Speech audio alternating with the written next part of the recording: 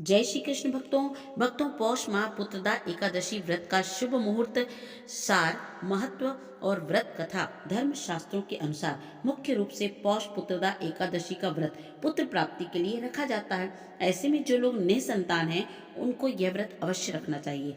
इस दिन व्रत रखने और पूजा करने से भगवान विष्णु की कृपा अवश्य प्राप्त होती है। पुत्रदा एकादशी वर्ष में 2 बार आती है, एक पौष माह की शुक्ल पक्ष में और दूसरी श्रावण माह के शुक्ल पक्ष में। इस वर्ष पौष माह की पुत्रदा एकादशी का व्रत 21 जनवरी दिन रविवार को रखा जाएगा। इस व्रत में जगत के पालनहार श्री हरि विष्णु की पूजा आराधना की जाती है। मान्यता है कि पौष पुत्रदा एकादशी व्रत करने से वाजपेयी यज्ञ के बराबर पुण्य फल की प्राप्ति होती है। धर्म शास्त्रों के अनुसार मुख्य रूप से पौष पुत्रदा एकादशी का व्रत पुत्र प्राप्ति के लिए रखा जाता है। ऐसे में जो लोग निसंतान हैं उनको यह व्रत अवश्य रखना चाहिए। इस दिन व्रत रखने और पूजा करने से भगवान विष्णु की कृपा प्राप्त होती है।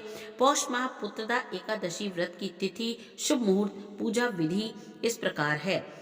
शुभ तिथि पौष माह एकादशी व्रत तिथि की शुरुआत 20 जनवरी 2024 को शाम 7:27 से हो रही है। इस तिथि का समापन 21 जनवरी 2024 सायं 7:28 पर होगा। एकादशी का व्रत हमेशा सूर्योदय से आरंभ होता है, इसलिए उदया तिथि के अनुसार 21 जनवरी को पौष पुत्रदा एकादशी व्रत रखा जाएगा। विष्णु पूजन का समय है प्रातः 8:34 से दोपहर 12:32 तक। पौष पुत्रदा एकादशी व्रत का पारण समय है 22 जनवरी प्रातः 7:14 से प्रातः 9:21 पर। पूजन विधि इस प्रकार है। पौष पुत्रदा एकादशी के दिन प्रातः काल उठकर व्रत का संकल्प कर शुद्ध जल से स्नान करें। फिर धूप, दीप, नैवेद्य आदि 16 सामग्री से भगवान विष्णु का पूजन, रात को दीपदान करें। साथ ही एकादशी की सारी रात भगवान विष्णु का भजन कीर्तन करें और श्री हरि विष्णु से अनजाने में हुई भूल या पाप के लिए क्षमा मांगे। अगली सुबह स्नान करके पुनः भगवान विष्णु का पूजन करें। ब्राह्मण को भोजन कराने के बाद ही स्वयं भोजन करना चाहिए। पौष पुत्रदा एकादशी का महत्व इस प्रकार है। इस व्रत को करने से श्री हरि विष्णु के अलावा मां लक्ष्मी की कृपा भी प्राप्त होती है। धार्मिक मान्यता यह है कि यदि कोई जातक इस व्रत को विधि पूर्वक करता है तो शीघ्र ही उसे संतान सुख की प्राप्ति होती है। इसके अलावा लंबे समय से रुके हुए समस्त कार्य भी पूरे होते हैं।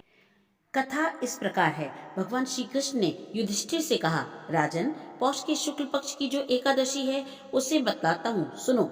महाराज, संसार के हित की इच्छा से मैं इसका वर्णन करता हूँ। राजन, पूर्वोक्त विधि से ही यत्न पूर्वक इसका व्रत करना चाहिए। इसका नाम पुत्रदा है। यह पापों को हरने वाली उत्तम तिथि है। समस्त कामनाओं तथा सिद्धियों के दाता भगवान श्री नारायण इस तिथि के आदि देवता हैं। चराचर गाड़ियों सहित समस्त त्रिलोकी में इससे बढ़कर कोई दूसरी तिथि नहीं है। पूर्व काल की बात है, भद्रावतीपुरी में राजा सुकेतुमान राज्य करते थे। उनको रानी का नाम चंपा था। राजा को बहुत समय तक कोई वंशधर अर्थात पुत्र प्राप्ति नहीं हुई थी, इसलिए दोनों पति पत्नी सदैव चिंता और शोक में डूबे रहते थे। राजा के पितर उनके दिए हुए जल को बड़े ही शोक के साथ पीते थे और सोचते थे कि राजा के बाद और कोई ऐसा नहीं दिखाई देता जो हम लोगों को तर्पण करेगा। यह सोच सोचकर पितर दुखी होते रहते थे। एक दिन राजा घोड़े पर सवार होकर गहन वन में चले गए। पुरोहित आदि किसी को भी इस बात का पता नहीं था। मृग और पक्षियों से सेवित उस सघन कानन वन में राजा भ्रमण करने लगे। मार्ग में कहीं सियार की बोली सुनाई पड़ती थी तो कहीं उल्लुओं की। जहाँ तहाँ रीछ और मृग दृष्टि गोचर हो रहे थे। इस प्रकार घूम घूम कर राजा वन की शोभा देख रहे थे। इतने में दोपहर हो गया। राजा को भूख और प्यास सताने लगी। वे जल की खोज में इधर उधर दौड़ने लगे। किसी पुण्य के प्रभाव से उन्हें एक उत्तम सरोवर दिखाई पड़ा, जिसके समीप मुनियों के बहुत से आश्रम बने हुए थे। शोभाशाली नरेश ने उन आश्रमों की ओर देखा तो उस समय शुभ की सूचना देने वाले शकुन होने लगे।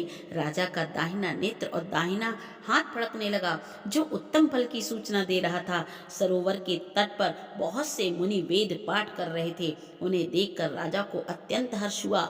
वे घोड़े से उतरकर मुनियों के सामने खड़े हो गए और पृथक पृथक उन सब की वंदना करने लगे। ये मुनि उत्तम व्रत का पालन कर रहे थे।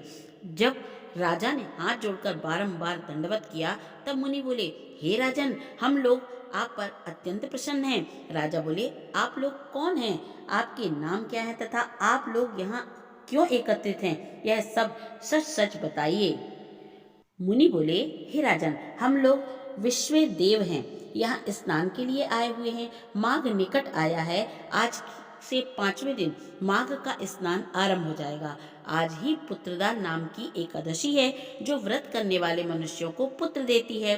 राजा ने कहा, विश्व देवगण, यदि आप लोग प्रसन्न हैं तो मुझे पुत्र दीजिए। मुनि बोले, हे राजन, आज के ही दिन पुत्रदा नाम की एकादशी है। इसका व्रत बहुत विख्यात है। तुम आज इस उत्तम व्रत का पालन करो। महाराज, भगवान केशव के प्रसाद से तुम्हें अवश्य ही पुत्र रत्न की प्राप्ति होगी।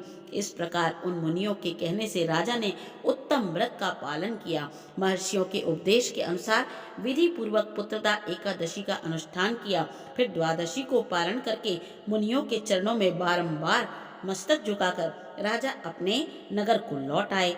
तदनंतर रानी ने गर्भ धारण किया।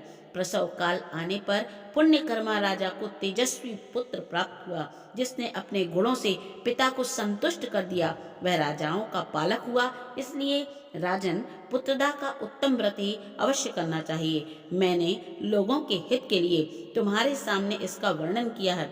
जो मनुष्य एकाग्र चित्त होकर पुत्रदा का व्रत करते हैं, वे इस लोक में पुत्र पाकर मृत्यु के पश्चात स्वर्गगामी होते हैं। इस महात्म्य को पढ़ने और सुनने से अग्निमोष्ठ यज्ञ का फल प्राप्त होता है। तो भक्तों, आप भी पुत्रदा एकादशी का व्रत नियम पूर्वक पालन करते हुए करिए, तो आपको भी इसका फल अवश्य मिलेगा। जय श्री कृष्ण भक्तों।